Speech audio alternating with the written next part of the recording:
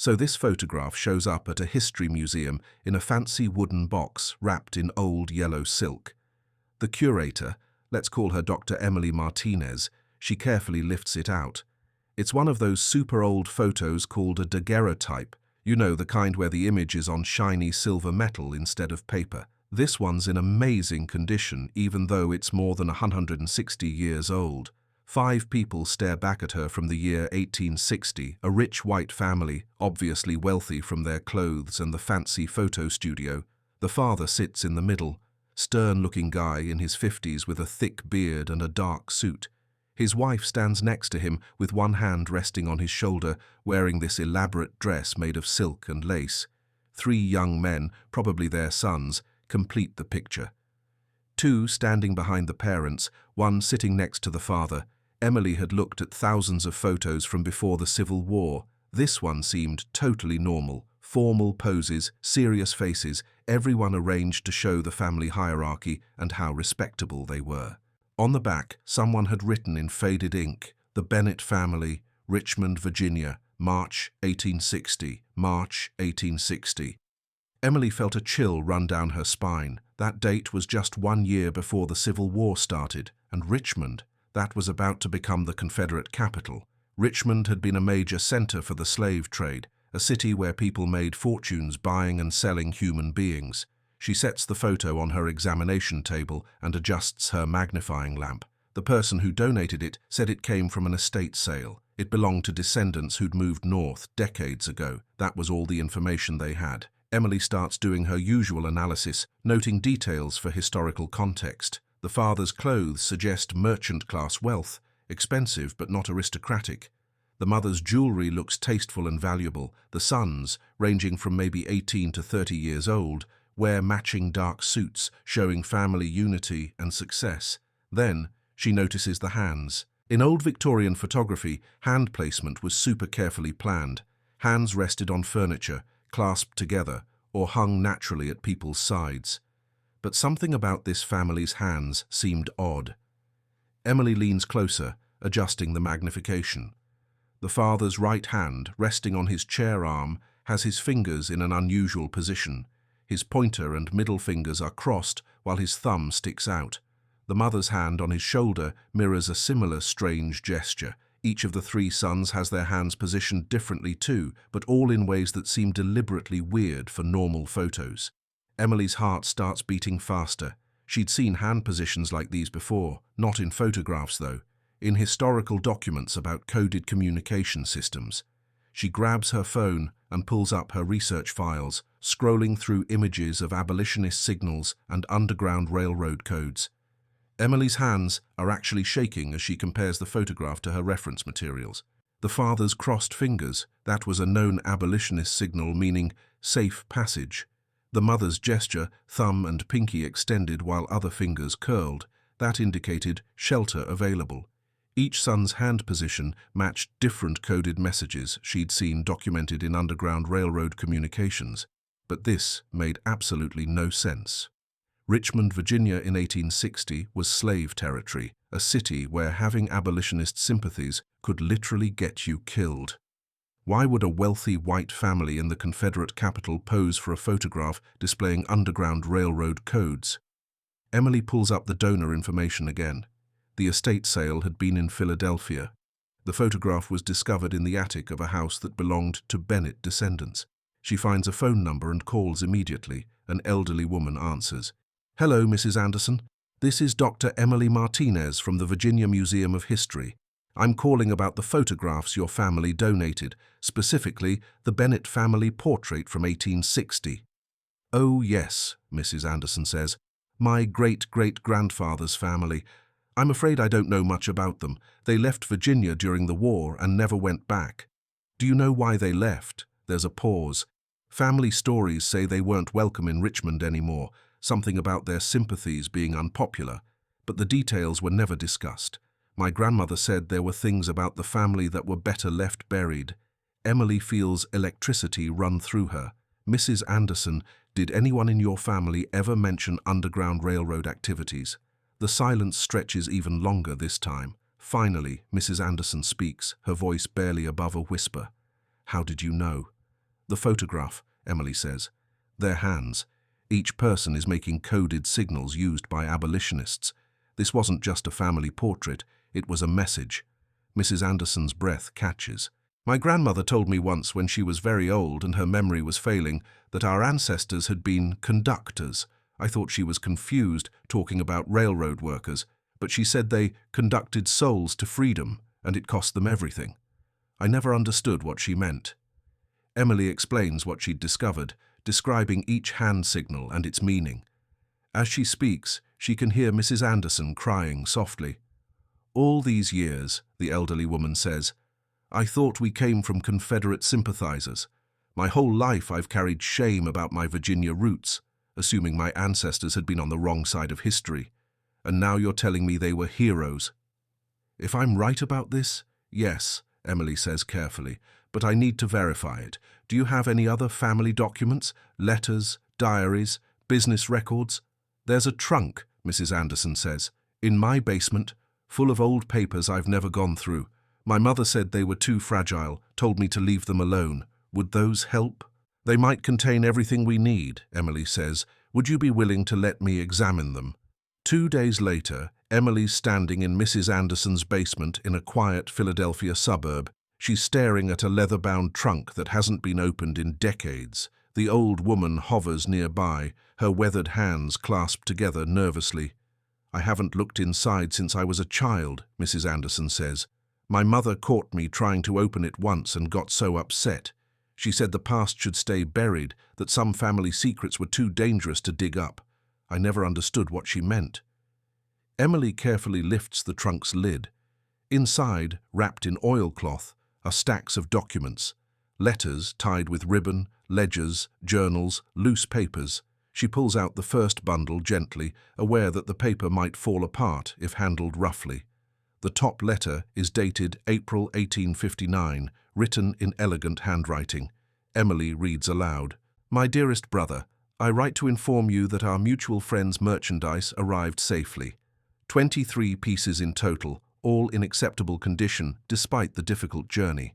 They have been temporarily housed and will continue north as arranged. Please send word when the next shipment is expected. Mrs. Anderson leans forward. Merchandise? What does that mean? It's code, Emily explains.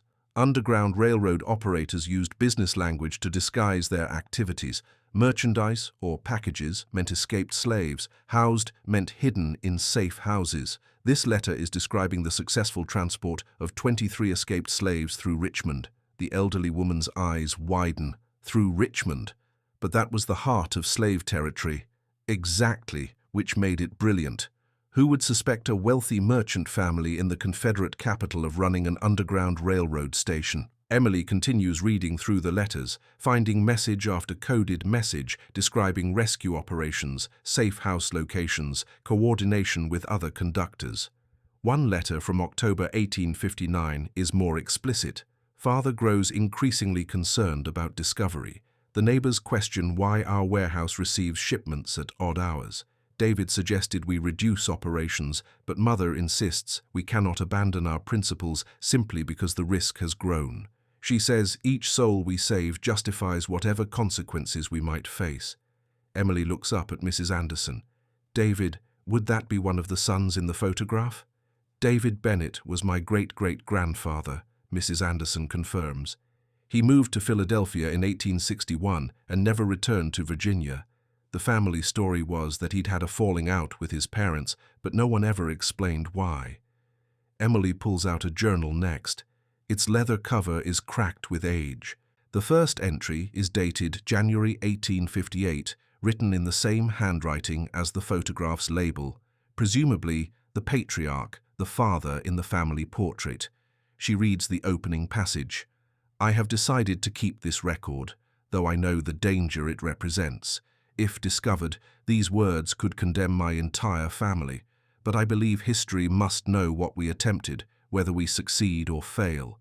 We are 5 people, myself, my beloved wife Margaret, and our 3 sons, and we have pledged ourselves to a cause that makes us traitors to our neighbors and criminals under the law.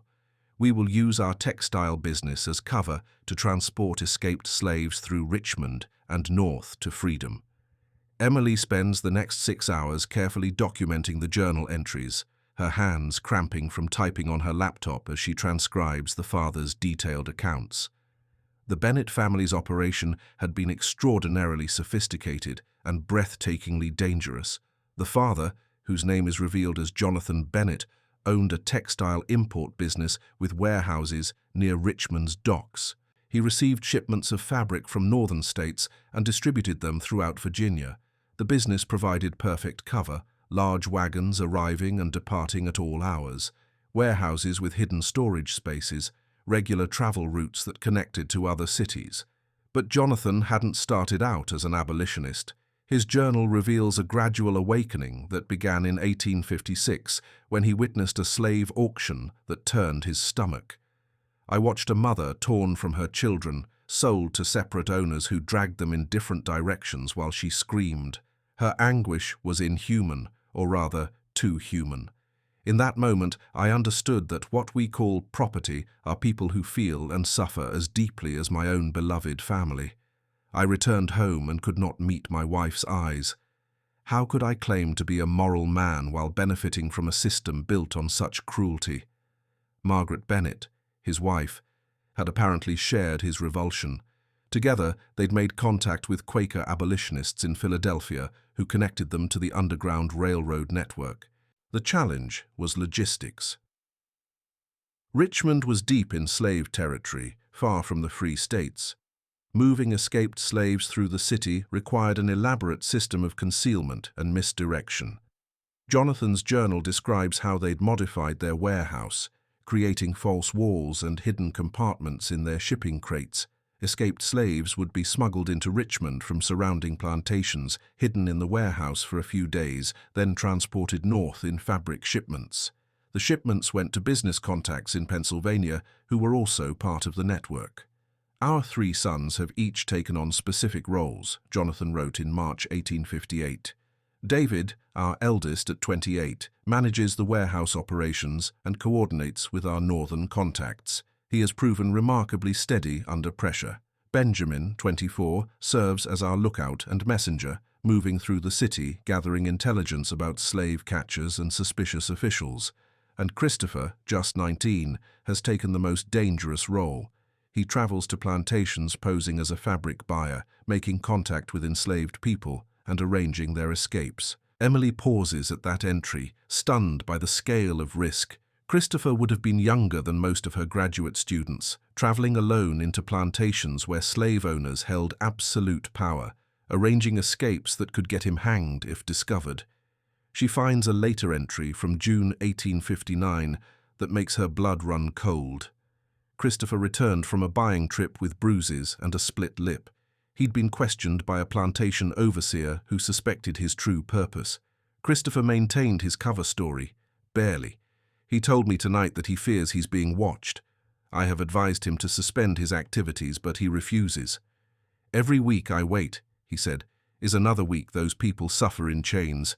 I won't stop because I'm scared." Mrs. Anderson, who'd been reading over Emily's shoulder, wipes tears from her eyes. They were just young men, boys, really, and they were doing this. Emily continues through the journal, searching for any mention of the photograph that started this investigation. She finds it in an entry dated February 1860. Margaret has conceived of a brilliant and terrifying idea. She proposes we commission a family portrait, something we have avoided until now, fearing any permanent record of our faces.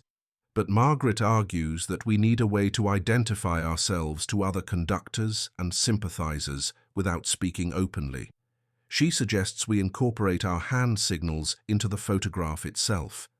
Anyone who understands the codes will recognize us immediately as allies.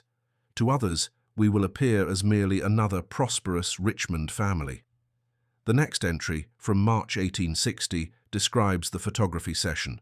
"We visited Mr. Peterson's studio today and sat for our portrait. The photographer found our hand positions unusual and tried several times to correct them, but I insisted on the arrangement. Margaret placed her hand on my shoulder in the shelter position. I kept my fingers in the safe passage formation. David signed northbound route. Benjamin indicated supplies available, and Christopher's gesture meant multiple stations. The photographer finally relented, though he muttered about unconventional compositions. Emily sits back, the full picture finally clear. The photograph wasn't just a family portrait, it was an identification card, a credential that would prove the Bennets' allegiance to any abolitionist who knew the codes. They could show the image to potential allies without speaking dangerous words, letting the hand signals do the communicating. But there's something else in Jonathan's tone, something that suggests deeper purpose. She reads ahead to an entry from later that same month. I have ordered 5 copies of the photograph, though the expense is considerable. Margaret understands my reasoning without my having to explain. If we are discovered, when we are discovered, for I harbour no illusions about our ability to continue indefinitely, this photograph will be our legacy. Proof that we existed, that we resisted, that we chose our principles over our safety. Future generations should know that not all white Southerners were complicit in the evil of slavery. Mrs. Anderson's voice is thick with emotion. He knew they would be caught. He suspected it was inevitable, Emily says. Operating in Richmond, the Confederate capital, for years, the odds were against them. She flips forward, looking for 1861 entries, but finds something unexpected. The journal ends abruptly in December 1860. The final entry is dated December 20th, 1860, the day South Carolina left the Union. War is coming. We all feel it in the air, thick as smoke. South Carolina has left the Union, and Virginia will surely follow. Our operations have become infinitely more dangerous. We are no longer just breaking the law. We will soon be enemies of a new nation. Margaret and I discussed closing our network. But how can we abandon people to slavery when their need is greatest? We have agreed to continue as long as we are able. God grant us courage for what lies ahead. Then nothing. No more entries. Emily flips through the remaining blank pages, but Jonathan had stopped writing. What happened to them? Mrs. Anderson asks. Why did the journal stop? Emily returns to the trunk, searching through the remaining documents. She finds business ledgers, receipts, correspondence, but nothing personal after December 1860. Then, at the bottom of the trunk, she discovers a small wooden box. Inside are letters, different from the earlier business correspondence. These are personal, intimate, written in various handwriting. Emily recognizes Margaret Bennet's elegant script on several. She opens the first letter, dated January 1861. My dearest sister in Philadelphia, I write with news both encouraging and terrible. Our network has successfully moved 42 souls to freedom this month alone. Desperation drives more attempts, as people realize war will only make escape more difficult. But Jonathan grows gaunt with worry. He no longer sleeps properly. Yesterday, I found him standing at the warehouse window at dawn, just staring at the street. He believes we are being watched. Emily opens the next letter, from March 1861. Virginia has seceded. Richmond is now capital of the Confederate States. Neighbors who were merely suspicious have become openly hostile. Someone painted "traitor" on our warehouse wall last night. Jonathan wants to send the boys north, but David refuses to leave. He says if we abandon our work now, when people need us most, everything we've risked means nothing. My heart breaks with pride and terror in equal measure. Another letter, dated July 1861, is harder to read. The ink is smudged in places as if water or tears had fallen on the paper. They know. I don't know how, but they know. Men came to the house yesterday demanding to search the warehouse. Jonathan showed them around, maintaining calm, while my heart thundered so loudly I feared they'd hear it. We had 3 people hidden in the false wall compartment. The men searched for 2 hours. They found nothing, but they promised to return. Jonathan says we must evacuate immediately, get our people out tonight and close operations. Emily's hands are shaking as she opens the next letter. It's dated August 1861 and written in David's handwriting, addressed to relatives in Philadelphia. I write with devastating news. Father has been arrested on charges of aiding escaped slaves. Mother tried to intervene and was also taken into custody. Benjamin, Christopher, and I barely escaped. We are heading north tonight with the last group of people we were sheltering, 17 souls total. We cannot return to Richmond. Everything we built is lost. Mrs. Anderson gasps. They were arrested, both of them. Emily nods, continuing to read David's letter. The trial, if it can be called such, lasted less than a day. Father and mother were convicted of treason against the Confederacy. Father was sentenced to 15 years hard labor, mother to 10 years. The judge said their sentences were lenient only because of father's previously respected position in the community. They were given 48 hours to settle their affairs before being transported to prison. The next document is a legal record. Conviction papers for Jonathan and Margaret Bennett, dated August 15, 1861. The charges are detailed: aiding escaped slaves, conspiracy against the Confederate States, operating an unlawful network. The evidence included testimony from neighbors, documentation of suspicious warehouse activities, and statements from captured escaped slaves who'd been forced to reveal their helpers. Emily finds one more letter in the box, this one in Margaret's handwriting, written from prison in September 1861. My beloved sons, by the time you read this, your father and I will be beginning our sentences. Do not grieve for us. We made our choice with full knowledge of potential consequences. We have no regrets. Every person we helped to freedom was worth whatever price we must now pay. You must live your lives forward, not looking back. Build families, pursue happiness, never be ashamed of what we did. We loved you enough to risk everything for a principle. We hope you will understand. The letter continues. I have one request. Keep the photograph. Show it to your children and grandchildren. Tell them that ordinary people, merchants, mothers, sons, can resist extraordinary evil. Tell them we chose courage over comfort, principle over prosperity. And tell them that in the darkness of history's worst moments, there were always people who lit candles of resistance. Emily knows she needs to find out what happened to Jonathan and Margaret Bennett after their conviction. She contacts the Library of Virginia's archives and requests any available prison records from Confederate facilities operating during the Civil War. 3 days later, she receives digital scans of documents from Castle Thunder, a notorious Confederate prison in Richmond where political prisoners and accused traitors had been held. Among the thousands of entries, she finds the Bennetts. Jonathan Bennett, admitted August 17, 1861. Prisoner number 347, convicted traitor. Sentence: 15 years hard labor. Medical notes document his deteriorating health through the war years, malnutrition, exhaustion, illness. Then, in March 1863, a final entry: prisoner number 347, deceased. Cause: pneumonia complicated by malnutrition and poor conditions. Body released to family. Margaret Bennett, admitted August 17, 1861. Prisoner number 428, convicted traitor. Sentence: 10 years hard labor. Her medical records show similar decline, but she'd survived longer. The final entry comes in April 1865, just days after the war ended.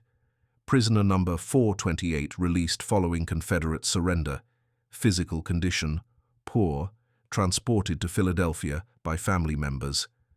Emily feels tears streaming down her face. Jonathan had died in prison, never living to see the Union victory or the abolition of slavery. Margaret had barely survived, freed only when the Confederacy collapsed. She calls Mrs. Anderson immediately. I found prison records. Your great-great-great-grandfather died in Castle Thunder in 1863. Margaret survived, but was imprisoned until the war ended. The elderly woman is silent for a long moment. Did she recover? I don't know yet, Emily admits. The records just say she was transported to Philadelphia. Let me search for Philadelphia death records from 1865 onward. She spends the next several hours combing through databases. Finally, she finds Margaret Bennett's death certificate, December 1866, Philadelphia, Pennsylvania. Cause of death: complications from imprisonment, general debility. She'd survived just 18 months after her release, her health permanently destroyed by 4 years of hard labor and poor conditions. But Emily also finds something else: Margaret's obituary in a Philadelphia abolitionist newspaper. It's longer than typical obituaries, clearly written by someone who'd known her story. Margaret Bennett, formerly of Richmond, Virginia, passed into rest on December 14th. Mrs. Bennett was a heroine of the Underground Railroad, operating a station in the Confederate capital itself at tremendous personal risk. She and her husband Jonathan, deceased 1863, saved an estimated 200 enslaved persons, providing them shelter and passage to freedom. Their courage cost them everything: their business, their home, their freedom, and ultimately their lives. Mrs. Bennett is survived by 3 sons, David, Benjamin, and Christopher, all of Philadelphia, and by the countless individuals whose lives she forever changed. Let her sacrifice never be forgotten. 200 people. Emily sits back, overwhelmed by the scale of what the Bennett family had accomplished. For 3 years, in the most dangerous possible location, they'd operated a rescue network that saved 200 human beings from slavery. She calls Mrs. Anderson again and reads the obituary aloud. The elderly woman weeps openly. 200 people, Mrs. Anderson whispers. My ancestors saved 200 people, and I never knew. My whole life, I never knew. Emily returns to the trunk, searching for any documents from David, Benjamin, or Christopher after the war. She finds a collection of letters written in the 1870s and 1880s. After the war had ended and the Reconstruction period was underway, David had become a textile merchant in Philadelphia, continuing his father's legitimate business. His letters show a man haunted by survivor's guilt. I think often of Father dying in that prison while I lived free in the North. He saved my life by insisting we flee. But I wonder if I should have stayed and faced arrest alongside him. Mother told me before she died that Father's last words to her were about us. He made her promise to ensure we understood that our escape had given their sacrifice meaning. 200 people freed, he said, and our sons alive to tell the story. I try to believe that was enough. Benjamin had become a teacher, dedicating his life to educating formerly enslaved people.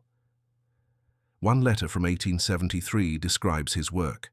I teach reading and writing to men and women who were kept deliberately ignorant by slavery. Some are elderly, their fingers stiff with arthritis as they learn to hold a pen for the first time. Others are children whose parents were freed too late to be educated themselves. When they master a new word, I think of father and mother and all they sacrificed to break the chains. Education is my way of continuing their work. Christopher's path had been different. They died for their principles, spent their final years in prison, lost everything they'd built. Was it worth it? I tell them to ask the 200 people my family helped to freedom. Ask the children and grandchildren of those 200 people who live free because my parents risked everything. Ask the man who became a minister, the woman who became a teacher, the families who built lives in freedom because someone was brave enough to help them escape slavery. Yes, it was worth it. 1,000 times over, it was worth it. Emily finds one final document that makes her catch her breath, a ledger Christopher had kept, attempting to track down every person his family had helped. It contains names, dates of passage through the Richmond station, and any information he'd been able to gather about their subsequent lives. The ledger shows Christopher had spent decades trying to find these people, documenting their stories. Some entries are simple. Hannah, transported July 1859, believed to have reached Canada. Others are detailed. Isaac and his wife, Rachel, transported December 1860 with 3 children. Isaac became a carpenter in Philadelphia. Children attended school. Family thriving. At the end of the ledger, Christopher had written a summary. Of the approximately 200 souls my family helped, I have been able to trace 73. All are living in freedom. Many have families. Their children attend school. They own property, operate businesses, participate in civic life. This is my parents' legacy, not their suffering, but the lives they saved and the freedom they made possible. Emily spends 3 months preparing an exhibition about the Bennett family. The Virginia Museum of History devotes an entire gallery to their story, with the 1860 photograph as the centerpiece. Around it, she arranges the documents she'd discovered, Jonathan's journal, the coded letters, Margaret's final message to her sons, the prison records, Christopher's speeches, and ledger. The exhibition opens on a humid Virginia evening. Emily had invited Mrs. Anderson and asked her to bring as many family members as possible. She'd also spent weeks tracking down descendants of people the Bennett family had helped, names from Christopher's ledger that she could connect to living relatives through genealogical research. The gallery fills with over 100 people. Mrs. Anderson arrives with her children, grandchildren, and great-grandchildren, 4 generations of Bennett descendants. They stand before the photograph, studying the faces of ancestors they'd never known about. But Emily's most powerful moment comes when she introduces Mrs. Anderson to Leon Williams, an elderly black man from Philadelphia.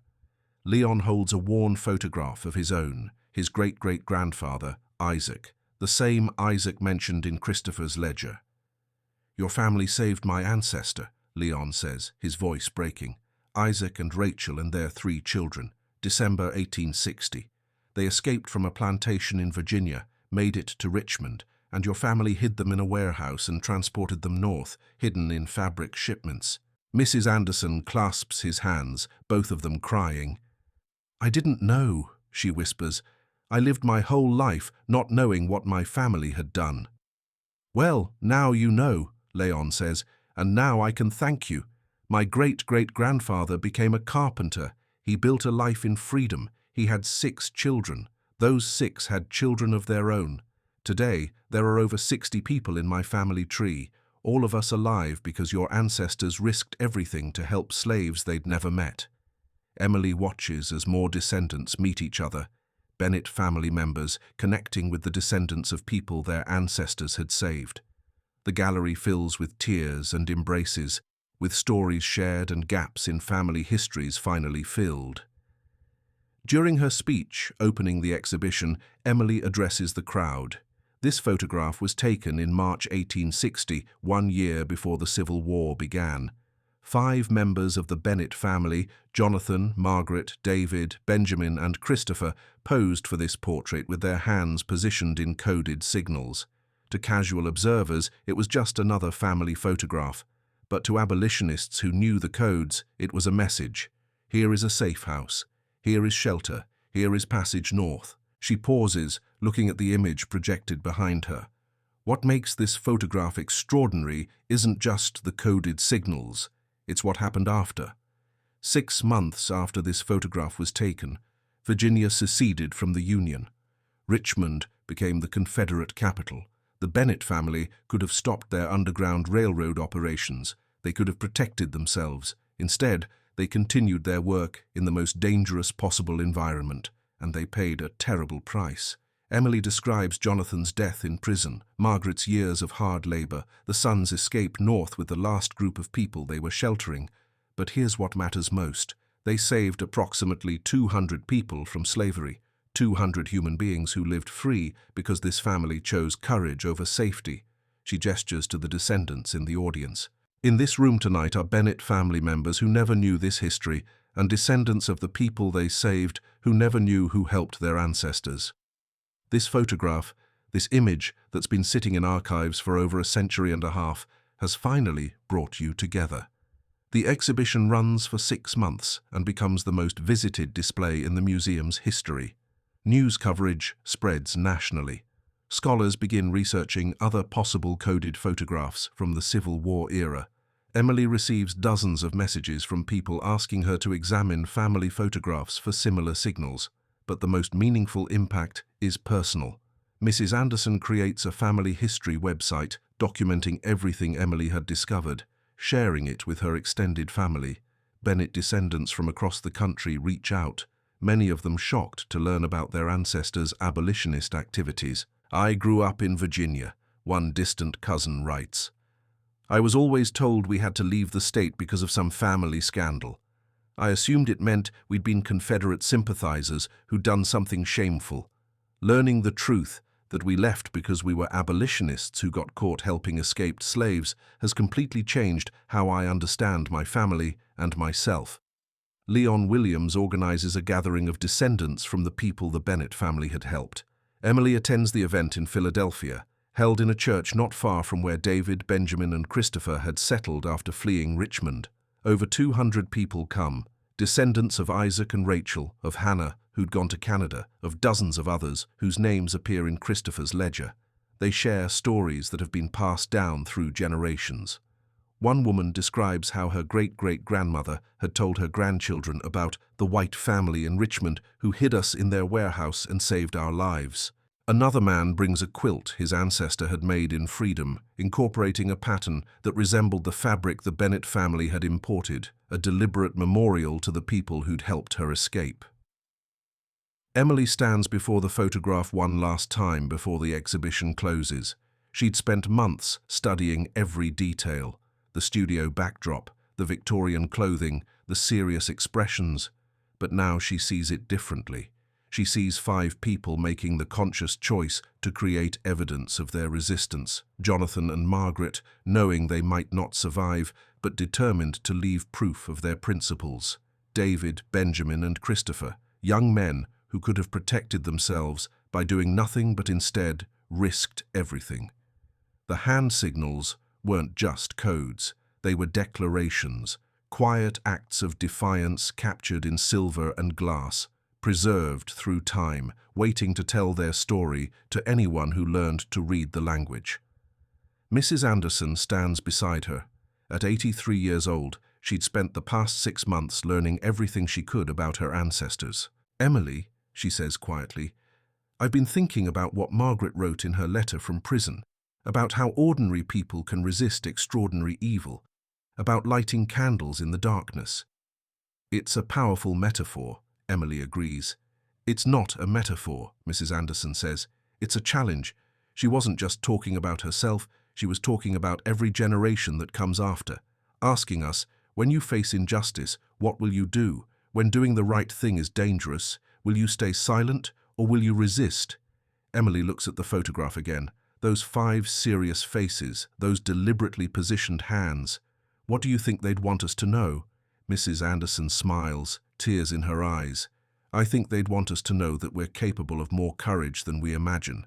That ordinary people, merchants, teachers, students, parents, have the power to change history. That taking a stand costs something, sometimes everything, but the cost of staying silent is higher." She gestures to the exhibition materials around them. This photograph sat in an archive for 150 years. All that time, their story was hidden, waiting. Now, it's out in the world again. And look what happened.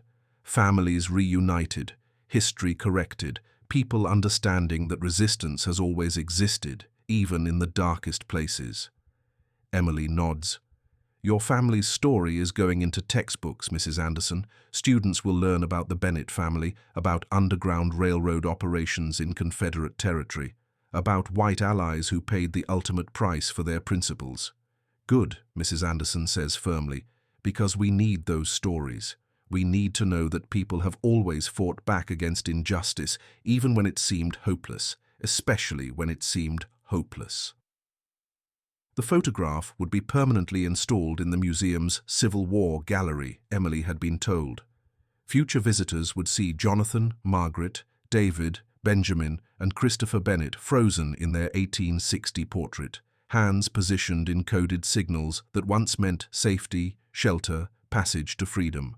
But the photograph is more than a historical artifact now. It has become a mirror, reflecting questions back at everyone who views it. What would you risk for your principles? What cost are you willing to pay to resist injustice? When doing the right thing is dangerous, what will you choose? 5 people in a Richmond photography studio in 1860 had answered those questions with their hands, their lives, their sacrifice. Their message, encoded in gesture and preserved in silver, had finally been read and understood, and it would continue speaking to future generations, a permanent testament to the power of ordinary people who refuse to accept evil, no matter the cost.